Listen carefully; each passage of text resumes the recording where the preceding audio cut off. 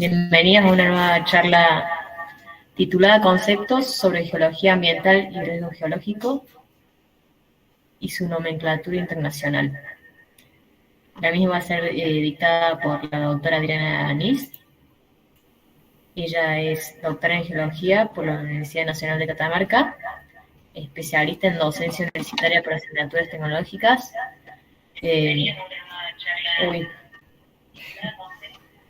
Y tiene experiencia en geomorfología, gestión integrada de cuencas andinas, gestión de riesgos ambientales de la carrera de la licenciatura en Geología de la Facultad de Tecnología y Ciencias Aplicadas.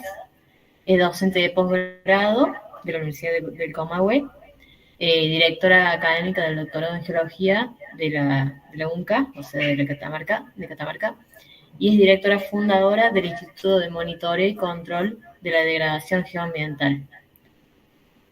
Así que, Adriana, bienvenida, muchas gracias por estar acá y cuando quieras comenzamos. La gente que tenga preguntas la puede ir escribiendo por YouTube. Muy bien, muchas gracias. Buenas tardes a todos.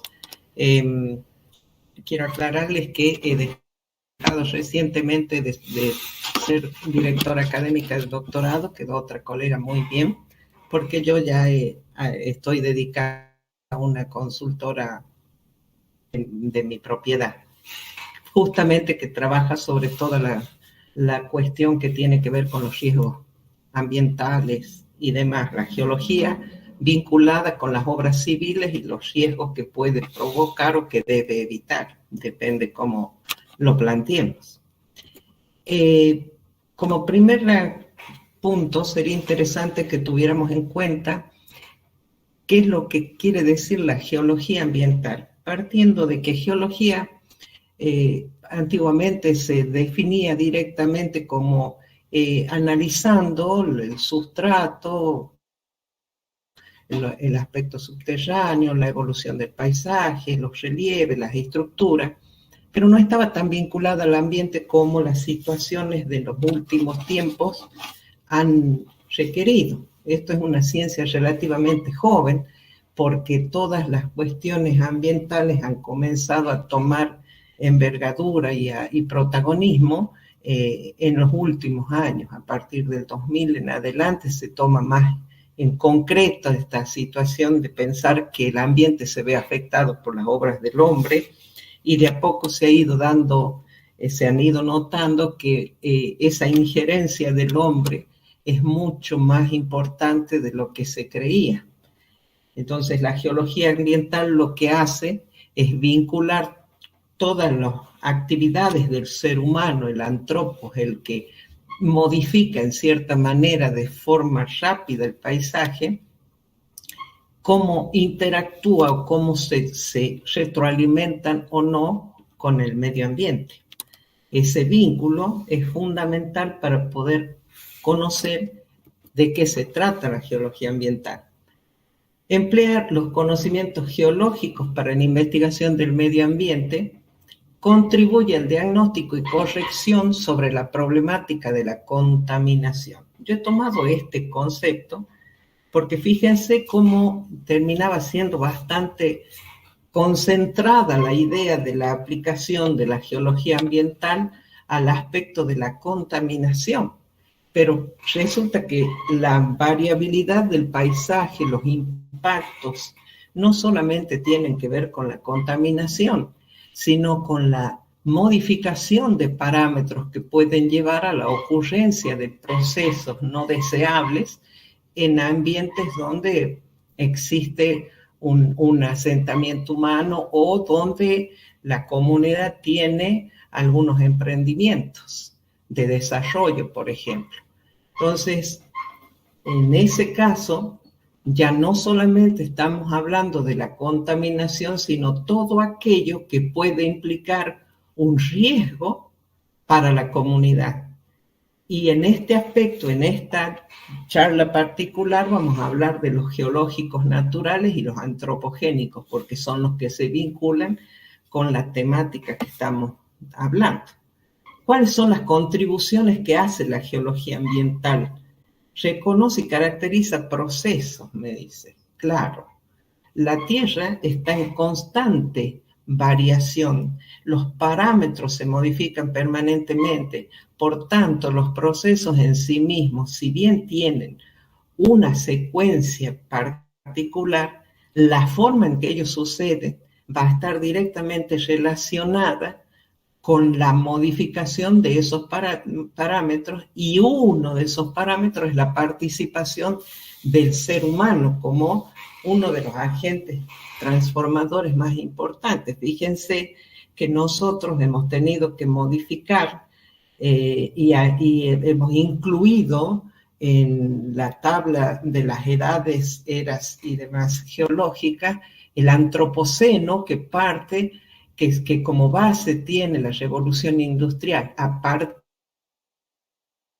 de la revolución industrial se producen tantos cambios en el desarrollo tecnológico y demás, que a su vez va a impactar en el paisaje, en el relieve, en el comportamiento de la Tierra, y cuando impacta ahí, también impacta en el comportamiento del clima, y entre ambos se van interaccionando.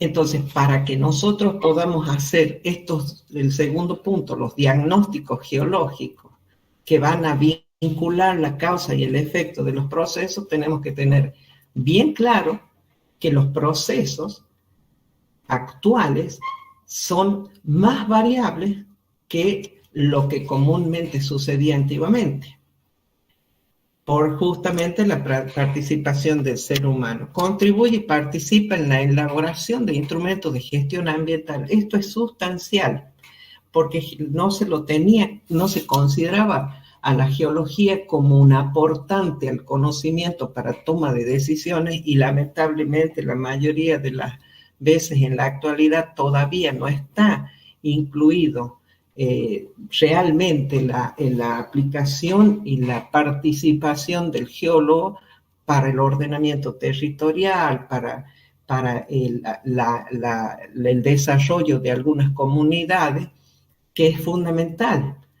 Entonces, dice, contribuye y participa en la elaboración de instrumentos de gestión ambiental. Es un gran cambio para el análisis que venía haciendo la geología respecto del paisaje, del relieve, de la litología.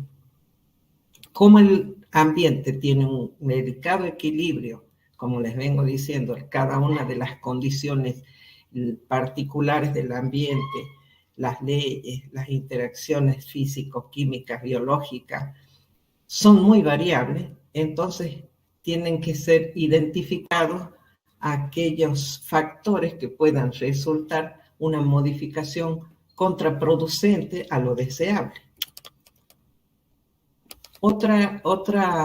Este conjunto de condiciones, leyes, influencias, interacciones, lo tomé aparte porque en definitiva es la que va a permitir esa vinculación y el desarrollo tanto de las actividades naturales propias del ser humano para su progreso como del paisaje.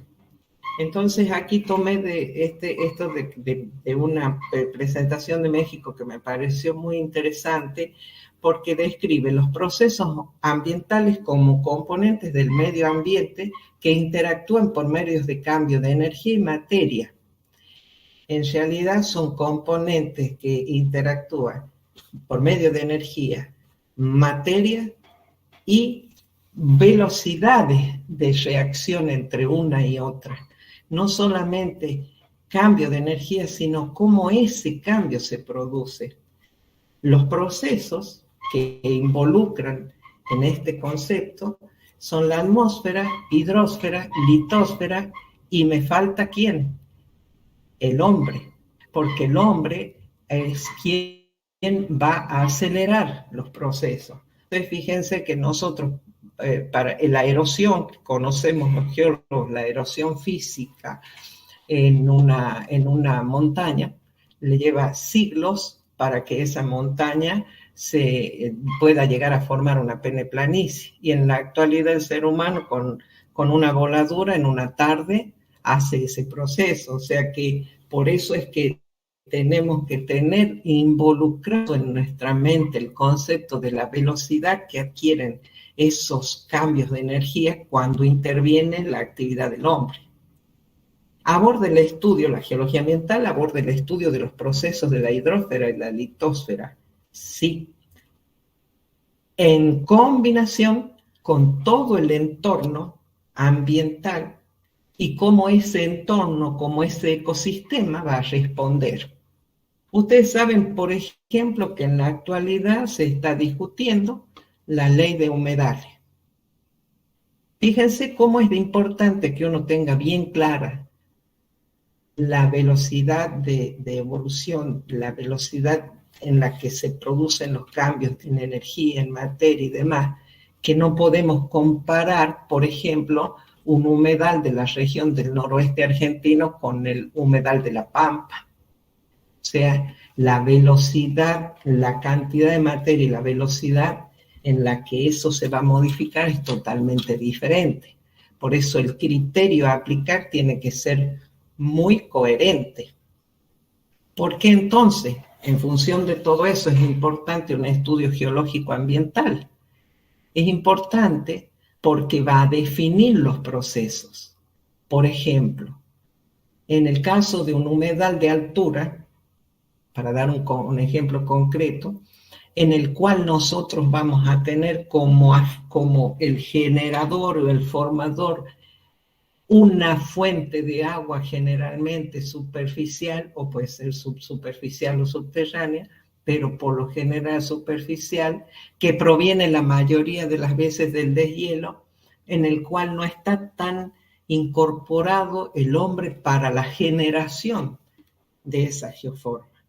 Entonces, para que yo pueda hacer un estudio geológico ambiental de esa situación, tengo que analizar los procesos, el ecosistema, los procesos hidrogeomorfológicos, es decir, la hidrología superficial y subterránea, y los procesos que generan o modifican los relieves, porque en definitiva es el relieve el que va a contribuir a la formación de ese humedal. Otra cuestión que me dio muy interesante de analizar respecto a la metodología que se vino trabajando, que es la recopilación sistemática de fuentes de información. O sea, básicamente la metodología es la que utilizamos en cada uno de los procesos de investigación que lleguemos a generar. Pero acá dice diseño e instrumentación del sistema de información de la Tierra, en esta metodología particular. El tema es que para que yo pueda diseñar un sistema de información, no debo tener separado de ese sistema la variabilidad del desarrollo, la variabilidad del uso de la Tierra. Yo veo en este punto en particular que se parte con toda la información, se genera un SIG, que todos conocemos, un sistema de información geográfico en el que vamos incluyendo toda la información geológica posible. Pero ¿qué le está faltando a esta metodología? Le está faltando la incorporación del desarrollo por parte del hombre. Si yo voy a hablar de geología ambiental, en general la estoy vinculando a cómo afecto no a la persona, a la comunidad o a las inversiones de desarrollo que pueda hacer la comunidad.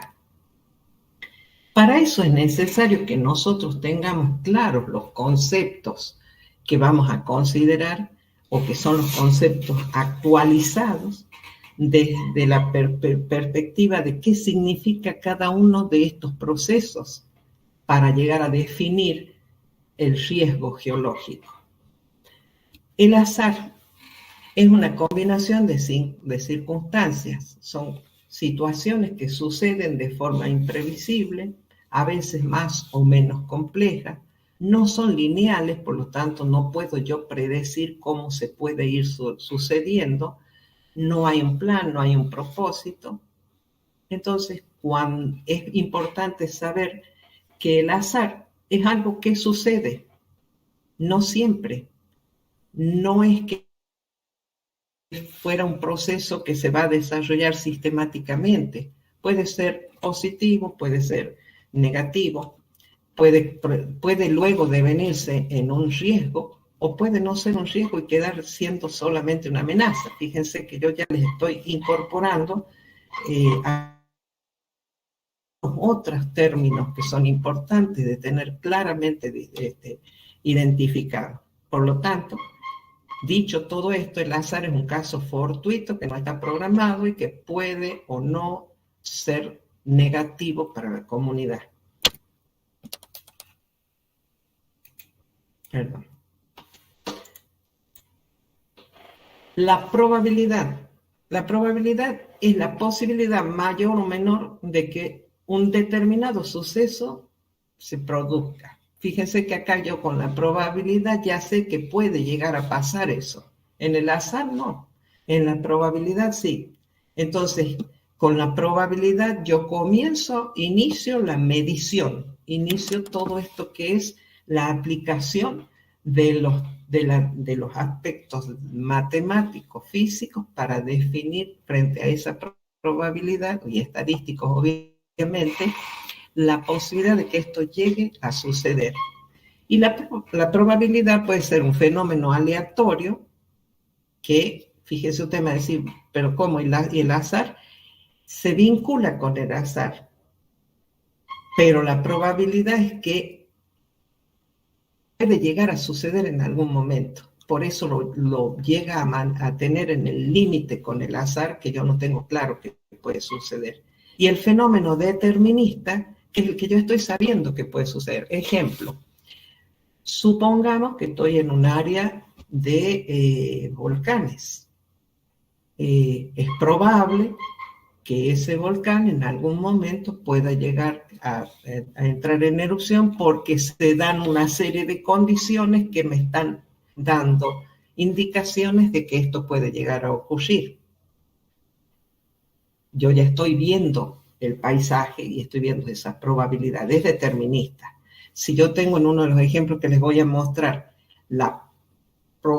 tengo una zona como Fiambalá, que es un campo de médanos, frente a un viento fuerte, es una probabilidad determinista bastante posible de que puedan haber nubes de tierra, que van a implicar un problema para la comunidad que ya lo vamos a analizar. Entonces, la probabilidad de un fenómeno es un fenómeno aleatorio y que puede o no tener resultados o producirse de forma constante o intermitente. La otra cosa que yo tengo que tener en cuenta, y lo menciono nada más porque es un tema que se debe tratar en profundidad, pero sí que tengo que tener en cuenta cuánto estos procesos tienen su periodo de retorno. Fíjense que el retorno, la probabilidad puede llegar a pasar. El tiempo de retorno, cada cuánto tiempo esto puede ocurrir. Entonces el periodo de retorno es el inverso de la probabilidad. Entonces yo le doy un ejemplo, en este caso, de zonas inundables. Puede ser una zona que tiene una alta probabilidad de que esto suceda porque periódicamente, por ejemplo, puede retornar cada 10 años y en inundaciones un poco más comunes, cuando llega a ser a la llanura de inundación de un cauce, por dar un ejemplo, es cada año, por ejemplo, o cada 5 o cada 3, cuando incrementa el caudal. Ese tiempo de retorno es importante para cuando yo quiero analizar las posibilidades o no de que vuelva a ocurrir un fenómeno. ¿Por qué? Porque cuando yo voy a trabajar en el ordenamiento de un territorio o en la ejecución de un proyecto, tengo que tener claro cuáles son las posibilidades de eventos que puedan modificar el normal cronograma que yo he desarrollado para el proyecto o que pueda significar un riesgo para la comunidad en la que yo puedo desarrollar el territorio, por ejemplo. Esa es una fórmula que es una de tantas que la pongo para que la tengan como una guía nada más. Otras definiciones que son básicas también, ya una vez que tenemos claro qué es la probabilidad, qué es el azar, tenemos que tener claro cuándo un riesgo es natural. Un riesgo natural es, miren ustedes, como un juego de palabras y por eso hay que tener bien claros los conceptos. Es la probabilidad de que en un territorio o la comunidad que está asentada en ese territorio pueda verse afectada por esos fenómenos naturales. Por ejemplo, nosotros tenemos en la zona de Santa Fe en alta probabilidad de inundaciones.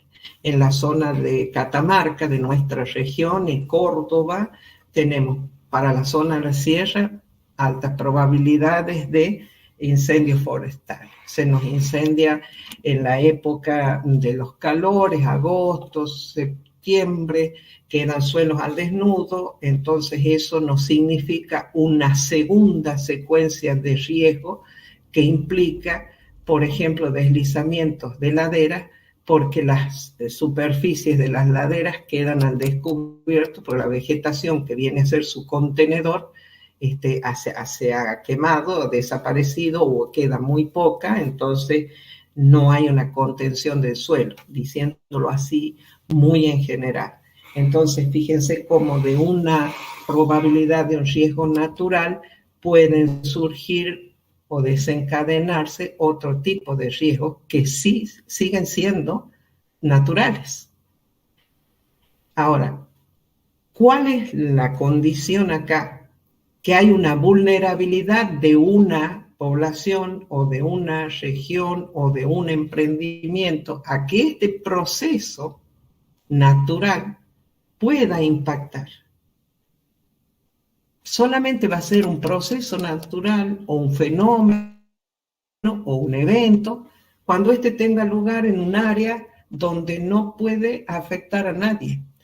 Por ejemplo, supongamos que en un área de sierra donde no habita la comunidad se produce un incendio, hay un impacto. Es un impacto ambiental que tiene que ver con que la biota de la región se ve alterada por ese incendio. Modifica la biota, pero no afecta a la comunidad. Entonces, es vulnerable esa región en cuanto a las especies que son particulares de esa región, pero no constituye un riesgo en sí mismo, no se lo califica como riesgo, porque lo estamos viendo en este caso particular desde la perspectiva del impacto de ese fenómeno a la comunidad, a la economía, al desarrollo socioeconómico de una región, esté en un asentamiento humano o esté en emprendimientos de desarrollo. Ahora, también hay que tener en claro que no es lo mismo peligro que riesgo. El riesgo estamos diciendo que es la probabilidad de que en uno, la posibilidad, para que tengan otro término que sí pueden usar, de que un territorio, de que una comunidad que habita ese territorio sea afectado por ese proceso de forma extraordinaria. Cuando decimos de forma extraordinaria es porque no sucede siempre. No hay que tomar el término extraordinario en este contexto como extremadamente grande el impacto. Muchas veces es extraordinario no porque sea grande el impacto, sino porque no sucede tan comúnmente. Un ejemplo de esto sería cuando sucedió, creo que la gran mayoría lo debe conocer, al caso el del aluvión que ha sucedido en una zona veraniega de Catamarca, como es el del rodeo. La situación particular ha sido ahí en que ha sido extraordinaria, no por la cantidad de agua, sino por la concentración de la caída del agua en un sector de riesgo, porque era de la unión de 3 cauces importantes, en la cabecera justamente de un río que estaba hacía mucho tiempo sin volver a buscar su equilibrio, entonces tenía muchísimo material suelto para ser transportado, entonces la concentración del agua en poco tiempo en un lugar determinado fue extraordinario. No fue extraordinaria la cantidad de agua, fue extraordinaria la forma en la que sucedió. Eso es lo que tiene que también tenerse bien claro. ¿Qué es lo extraordinario? ¿A qué calificamos cuando hablamos de riesgo de extraordinario? No siempre se trata de las grandes magnitudes. Como les decía, si en la zona en la que nosotros estamos analizando el fenómeno no está el hombre, no está desarrollando el hombre, es un evento. Entonces, hay peligro de que pase. Entonces, la diferencia entre riesgo es que la comunidad se ve afectada y peligro es que aquí es peligroso que esto pueda llegar a suceder y lo tengo que tener en cuenta. Las imágenes de aquí, bueno, la del medio, las dos la de la derecha y izquierda mía y el medio, son de la zona del rodeo. Entonces, para aclarar el concepto, peligro es la probabilidad o susceptibilidad de que un evento físico pueda ocurrir, ya sea un fenómeno o una actividad humana que puedan ser potencialmente dañinos y que pueden causar un impacto negativo al desarrollo socioeconómico, ambiental de una comunidad.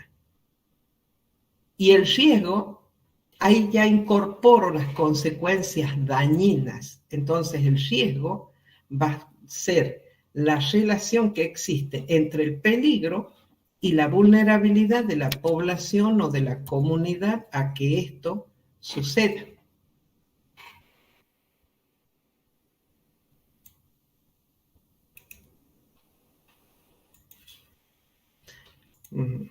Acá tengo un ejemplo del avance de médanos sobre la comunidad de Medanitos, se llama justamente esto en la localidad de Fiambalá, una localidad del distrito Fiambalá, al oeste de la provincia de Catamarca. Fíjense que esta comunidad vivía mucho más hacia el sur de lo que se encuentra en este momento. Voy a pasar a mostrarles cuál es esta comunidad. Esta es localidad de Fiambalá, aquí está Medanito y esta localidad anteriormente se asentaba en esta región. Se ha hecho todo un estudio respecto de cómo la comunidad va migrando a medida de que los médanos van avanzando. Entonces, fíjense que en este caso en particular, el cauce pasa por encima de los médanos que son bastante potentes, o sea, se abre camino entre los médanos. Sin embargo, probablemente yo voy en otro periodo y no se infiltra y aparece aguas abajo. Es debido a al caudal que en ese momento tiene el cauce que puede superar y drenar entre las dunas. Entonces, eso es, aquí tenemos otro tema que es los fenómenos naturales y los desastres naturales. Generalmente, de forma muy, muy frecuente se dice es un desastre natural a todo lo que sucede, incluido un fenómeno natural. Estos eventos geológicos o hidrometeorológicos que ocurren y se desarrollan normalmente debido a las condiciones propias del planeta son fenómenos naturales. Un volcán, un sismo, todo lo que forma parte de los procesos naturales del planeta Tierra son fenómenos naturales. Cuando un fenómeno natural se trasluce en un desastre natural, cuando esto implica pérdidas de vida. Fíjense que, a su vez, la pérdida de vida va a ocurrir vinculado directamente a las condiciones sociales y económicas de la región en que el evento, en el cual el fenómeno natural ha tenido lugar. Porque en una región donde yo tengo casas precarias de adobe, con techos de chapa, y no va a tener el mismo impacto que si yo tengo las construcciones con materiales sólidos, con ladrillos, de ese tipo. O sea que tiene muchísimo que ver cuál es la estructura también de las viviendas. Fíjense que comienzo ya a decir, no solamente se trata del fenómeno geológico natural que ocurre o hidrometeorológico, sino que también tiene que ver en cómo, a qué comunidad es la que afecta. Por ejemplo, tenemos acá la otra terminología, desastre natural y catástrofe natural. Fíjense que todo tiene que ver con la escala. Un desastre natural son los daños que se producen en una región donde además pueden haber víctimas, o puede ser que ese proceso ha tenido lugar en un determinado sector, que el desastre implica que deja todo un área de población, puede romper toda una vía de comunicación muy difícil de construir y deja un área de la población incomunicada y puede implicar problemas de salud, de alimentación y de todo lo que implica estar incomunicado. Pero una catástrofe, en cambio, ya es cuando la escala en la que esto sucede es tan grande que las propias instituciones del país, de la provincia, no pueden resolverlas y necesitan buscar ayudas externas. Tiene que ver con escala. La catástrofe es un desastre a gran escala, pero para expresarlo en un informe es importante tener en cuenta que catástrofe natural se refiere a escalas mayores. Ahora, para que todo esto suceda, yo tengo que tener también en cuenta el grado de exposición. Eso significa qué cosa es aquella a la que ese evento o fenómeno va a impactar y en qué medida va a afectar. En este caso particular, tengo tres figuras diferentes. Por un lado, en este caso, este deslizamiento provoca la incomunicación porque afecta a estas vías. El grado de exposición de estas rutas es importante, pero son rutas y a lo sumo alguna vivienda.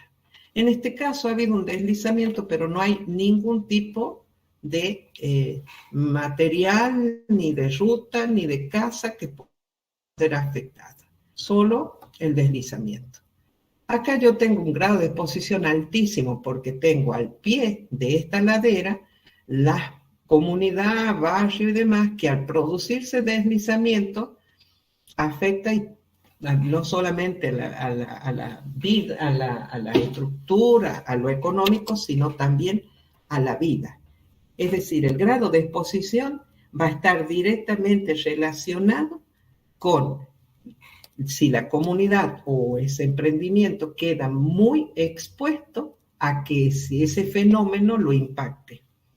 Y cuando yo tengo que hacer un análisis del riesgo de una zona, el grado de exposición es fundamental para poder llegar a definir cuál es la vulnerabilidad de esa sociedad frente a un evento y poder definir el grado de riesgo de esa zona.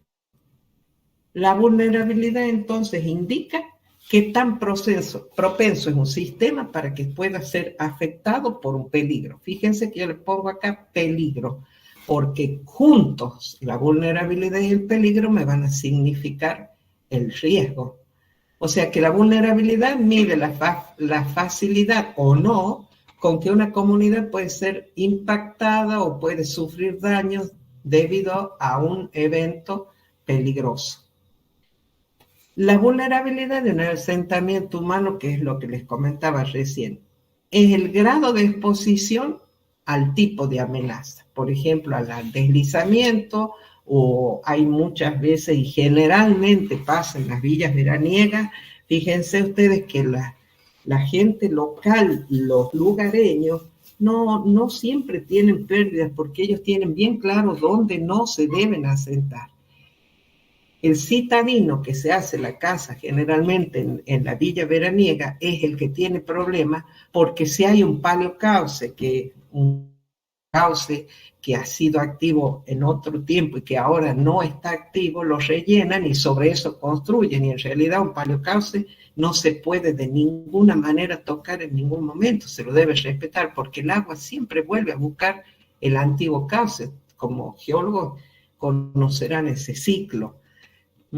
El diseño de las construcciones e infraestructura, si tienen medidas adecuadas de protección, tiene mucho que ver también la condición de la comunidad respecto a su percepción de qué significa el riesgo, de cuán vulnerables son frente a un determinado fenómeno, y si ellos en sí mismos tienen ya pensado para su cotidianeidad esa situación.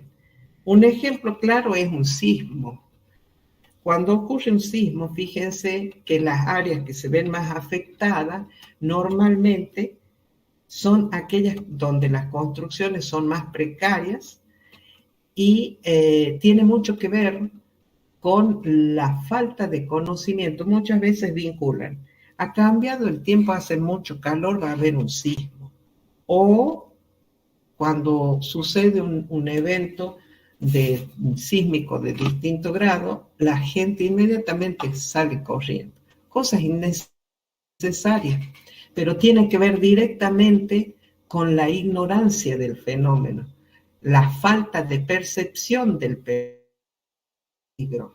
Eso es muy importante. Por eso es que hay que hacer mucho hincapié, y ustedes mismos en sus investigaciones y en los trabajos incluso aplicados, directos, como ejercicio de profesión, siempre tienen que buscar implementar como regla estricta que se den talleres a la comunidad en la que comprendan qué significa la vinculación entre el aspecto geológico y el ambiental, es decir, la vinculación eco-hidrogeomorfológica, para saber cuál es la vulnerabilidad y poder tomar medidas respecto de eso. También tiene que ver con el nivel de organización de la comunidad, que se vincula directamente con el grado de percepción. Si no hay una percepción de la posibilidad de un peligro, de un riesgo o de un evento que puede significar negativo, muy poco va a estar organizada la comunidad para dar respuesta a ese fenómeno. Y el último punto que también se vincula es la capacidad de la institución para darle respuesta a la emergencia. Vuelvo a lo mismo, todos estos puntos se vinculan con la percepción que se tiene de que este evento pueda llegar a tener lugar. ¿Cuáles son los factores subyacentes de la vulnerabilidad que la mayoría de las veces no se consideran en su contexto? Las características físicas de la región, dónde está ubicada, si estamos hablando de una ciudad o de un barrio, o por ejemplo el hábito muy común en todas las áreas de turismo, por ejemplo, de generar un camping inmediatamente en la salida, en la desembocadura de una quebrada. ¿No sería más sencillo captar el agua, hacer los piletones a los costados y dejar que circule naturalmente en la desembocadura el cauce? Por ejemplo, es la importancia de conocer la respuesta que el medio ambiente físico va a tener ante un determinado evento geológico. Las condiciones ambientales, las características climáticas, topográficas, ecológicas. Cuando hablo, por ejemplo, si es una región donde tengo tormentas que son concentradas en el verano, que son torrenciales, que durante todo el periodo previo ha precedido a todo esto un periodo de sequía, que no tengo una vegetación bien desarrollada, y tengo pendientes elevadas, entonces tengo que decir, aquí se está dando el escenario adecuado para un deslizamiento, como mínimo. Los factores económicos tienen mucho que ver, lo vengo diciendo, la capacidad que tienen los individuos que se ven afectados de recuperarse del desastre. Por lo general, en la mayoría de los casos, las regiones de mayor vulnerabilidad son las que están económicamente más deprimidas para darle respuesta al desastre y entonces necesitan sí o sí ayuda para salir adelante. Y finalmente, las condiciones sociales. La comunidad contribuye a que la vulnerabilidad se incremente porque con su comportamiento o los lugares que ocupan o los mismos decisores de quienes tienen que decidir la construcción de distintas obras civiles para que sean utilizadas por la comunidad, muchas veces no se respeta el estudio previo necesario del riesgo. Bien, la prevención para que se pueda prevenir una región, tengo que tener bien claro cuál es la vulnerabilidad que esa región tiene. Para que yo pueda definir cuál es la vulnerabilidad, tengo que tener bien claro los conceptos de cuál es el grado de exposición, cuál es el fenómeno que puede tener mayormente acaecer en esa región, cuál es la reacción. Si la reacción es inmediata, la vulnerabilidad es menor. Si yo tengo capacidad de recuperación en todos los aspectos básicos y finalmente el inicio de la reconstrucción después del evento. Todo eso tiene que ver con la homeostasis, que es la autorregulación que tiene el relieve, vinculado con la capacidad de recuperación, que es la resiliencia. Si yo tengo una autorregulación del paisaje bastante equilibrada, pero frente a un evento no tengo capacidad de recuperación, no me alcanza. Entonces tienen que ir de la mano. Una es la autorregulación previa y la capacidad de reconstruirse después. Eso tiene que ver con la resistencia que tenemos frente a un fenómeno que nos genere una determinada vulnerabilidad.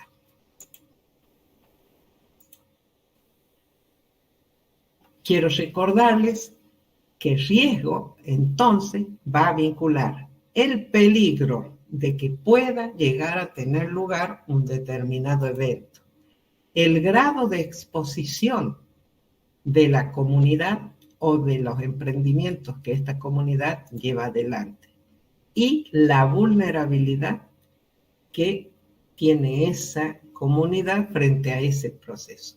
El riesgo será, más o menos le pongo, Vargas es uno de los más aceptados respecto a las denominaciones de riesgo, que se están modificando algunos términos, pero se deben primero convalidar para modificar, pero fíjense que tenemos acá un cuadro que simplifica lo que les he venido exponiendo hasta el momento.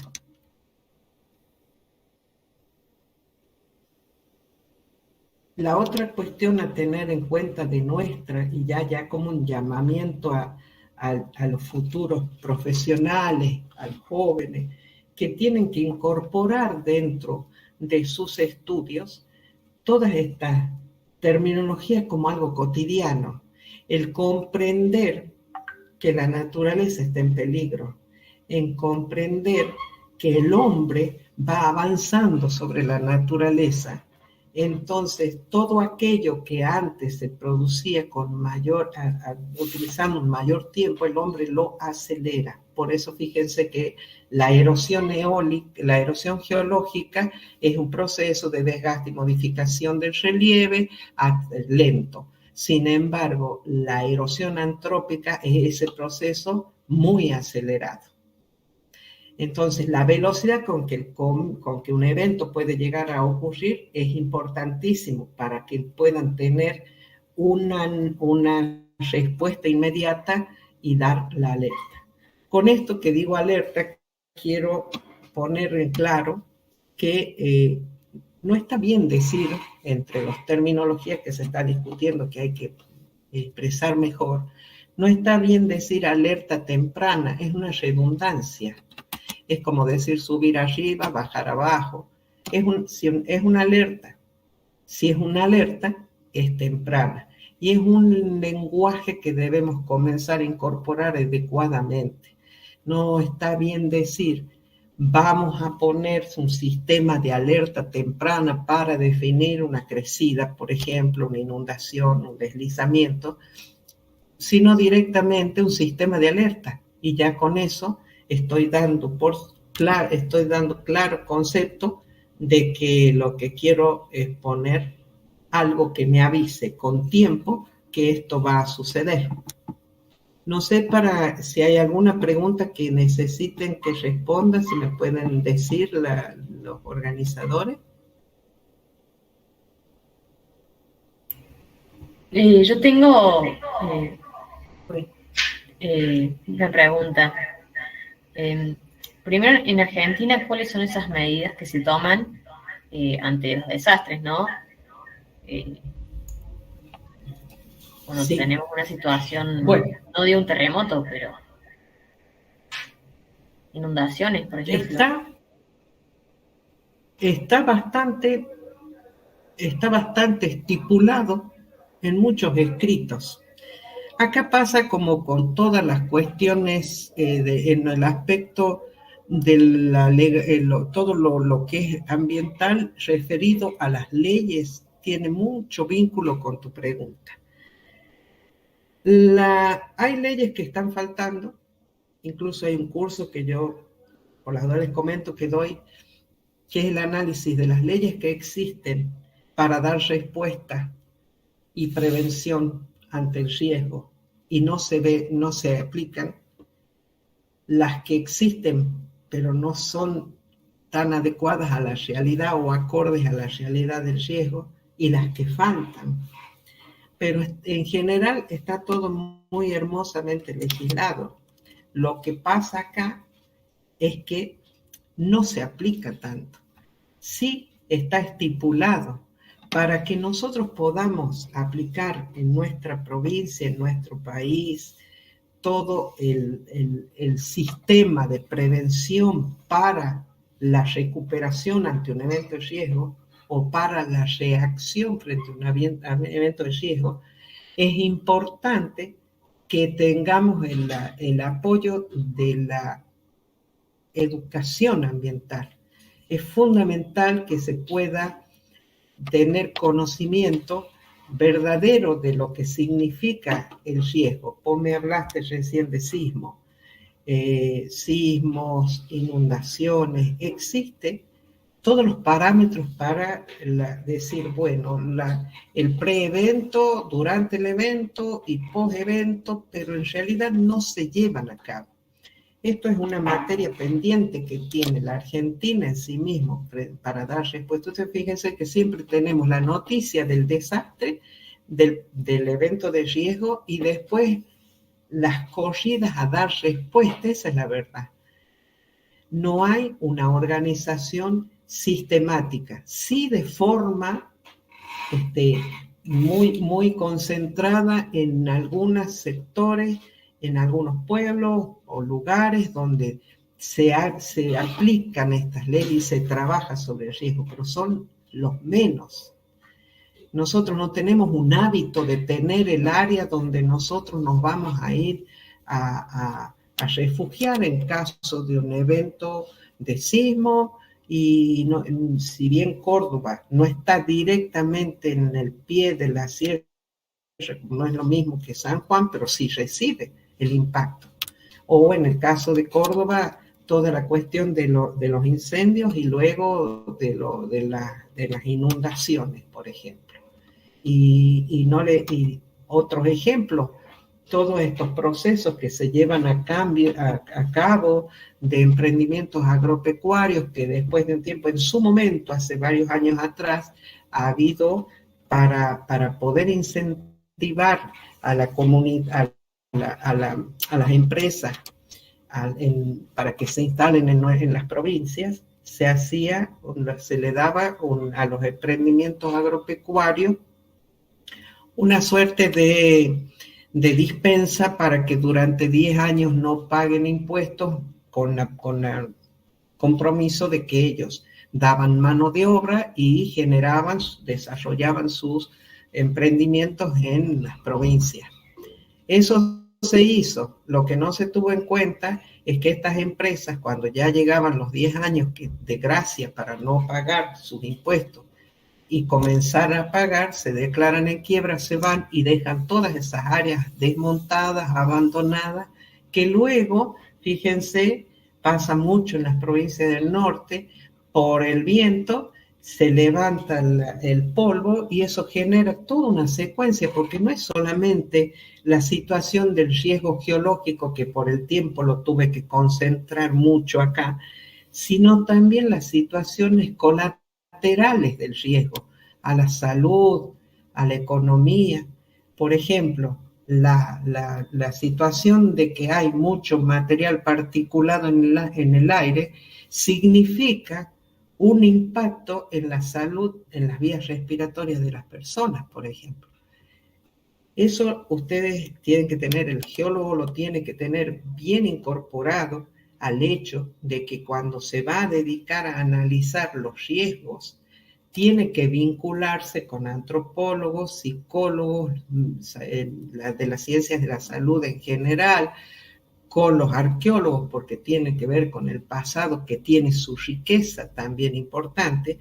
Es decir, no se estudia el riesgo de forma aislada como un evento en sí mismo, sino el hecho de que el riesgo puede tener lugar, la prevención, la acción durante el evento, la recuperación, pero también la transversalidad que tiene el riesgo para con todas las otras actividades de la comunidad. ¿Alguna otra pregunta?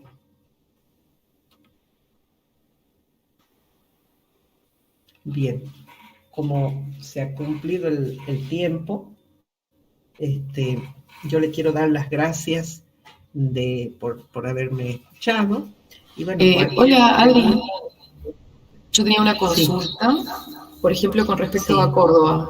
Todos estos emprendimientos inmobiliarios, viste, que construyen en zonas que como que no están adecuadas. ¿Qué es lo que falla ahí? ¿Qué organismo de control es el que no se está cumpliendo? O sea, ¿por qué lo dejan construir en zonas que uno sabe que son de riesgo? O sea, que un profesional sabe. Generalmente parte porque la institución que tiene a su cargo la obra no cumple con la solicitud del estudio del riesgo.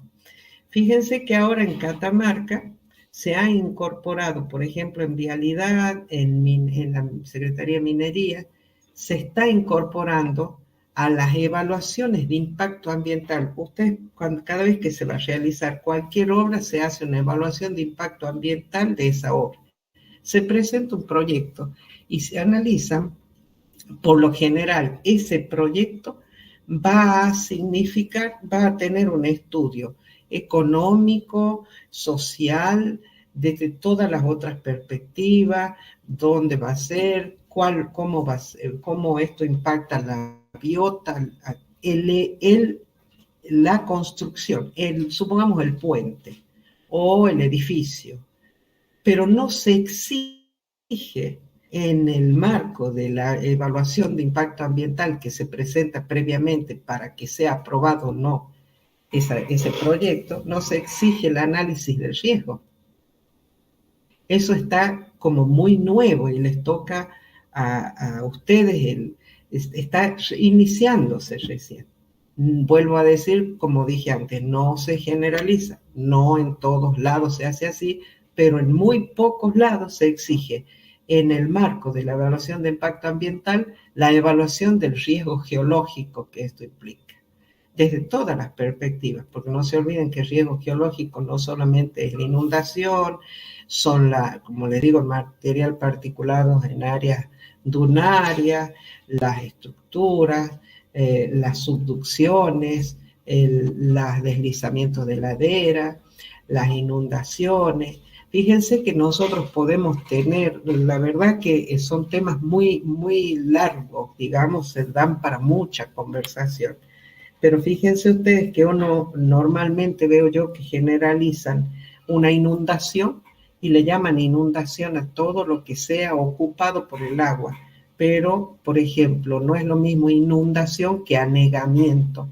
La inundación es el desborde del cauce que lleva, ya sea en las márgenes, anegando la llanura de inundación, o que se desvía por antiguos paleocauces y va discurriendo por zonas que habitualmente no iría. Pero también la construcción muchas veces de las avenidas de circunvalación o de calles que en un barrio transforman el barrio en una suerte de piletín que cuando llueve en el lugar no tiene los drenajes adecuados y por lo tanto se produce un anegamiento en ese barrio y queda todo sepultado en agua hasta que de alguna forma drena, la saca la empresa o la municipalidad o se seca. Eso es anegar. Inundar es porque el río va a ir drenando a través de paleocauces u otras vías. Espero haber respondido a tu pregunta. Sí, perfecto. No, nos quedó clarísimo. Muy bien. Yo les dejo para que piensen ahí cuáles son las implicaciones socioeconómicas de los riesgos, que erróneamente se piensa que la tecnología, que a través de la tecnología el hombre puede controlar la respuesta de la naturaleza, y no es tan así. Muchas veces el hombre realiza obras que modifican la circulación del aire. Un ejemplo muy, muy corto es cuando se construye una ruta que me trabé con la ruta que atraviesa de una sierra de un pueblo a otro. Entonces, a veces por una quebrada bajan el nivel de la quebrada para una cuesta, para hacer una cuesta. Cuando bajan el nivel de la quebrada, probablemente conectan dos medios ecosistémicos distintos, probablemente uno sea más húmedo y el otro sea más seco, y con el hecho de bajar la cota de la ruta para hacer la cuesta, generan un traspaso de ambiente, de microambiente, que modifica toda la región y también el comportamiento del clima, y muchas veces genera riesgo. Muy bien. Muchísimas gracias por haberme escuchado. Espero que puedan con esto ir tomando el guante de lo necesario que es incorporar en todos los estudios, en todos los proyectos, el análisis del riesgo geológico. Muchas gracias. Muchas gracias. Adriana, te quería ir rápido. Tengo una pregunta para vos. Sí, no, a mí me estaba controlando, porque te digo, yo soy capaz de dar 3 horas y ni me doy cuenta. Recién miré el reloj y me dijeron 45, ya son las 6. Me convencí urgente. Sí, preguntando. La pregunta que te hago es, en base a este último comentario, te lo iba a hacer, si lo hacías o no, pero ¿por qué pensás que se está dejando de lado la presencia del rol del geólogo para evaluar el riesgo geológico? Y otras profesiones, que no voy a mencionar, se están metiendo. Nuestras incumbencias.